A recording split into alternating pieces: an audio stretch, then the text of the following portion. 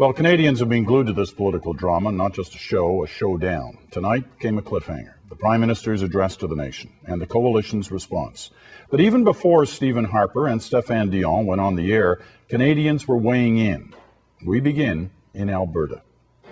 I'm Linda Calvert in Edmonton. If there's one word to describe the view from Alberta, it would be anger. Nearly 2 decades after Preston Manning's rallying cry, "The West wants in," the West was in.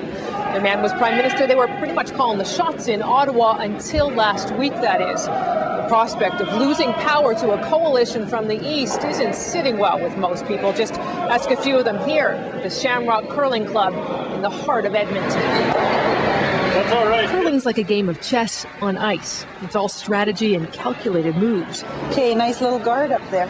It's big in the West, where people like Paula Smith take their sport just as seriously as their politics. Power brokers are still in Upper and Lower Canada. You can take that wherever you want. The power brokers are there. The power is in the East. It will remain there.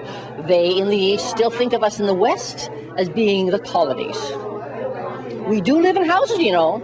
Well, I just think it's kind of like they're taking it by force is what they're doing. And I don't, that's kind of like just trying to kick somebody out without anybody having a say. There's going to be nothing left for Western Canada. Old grievances are still fresh in many minds here.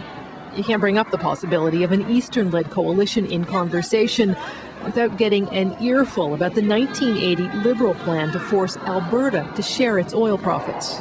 The national energy policy hit Alberta pretty hard, my firm included, and so my history goes back to that. So you're worried that it would be something like that all over again if the coalition government got in? That's correct, yes. Look at this.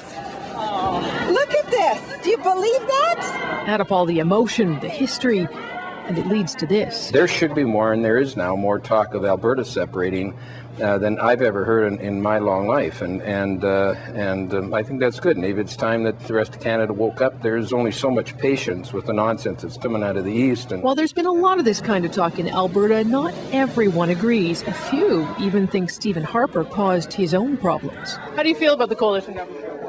Hey, it's a government. It's perfectly legal. So why not? I mean, I don't know if can they do any worse than Harper's done already. So what to do? Edna King has the answer. Call a timeout. I hope our Governor General will say, go home and sleep on it, all of you, and come back and play nice. I mean, what else do you say? They're acting like little kids. Come back and play nice. And do it what the citizens want. Which, according to King and most of the others here, means let the Conservatives get back to governing the country. Linda Calvert, CBC News, Edmonton.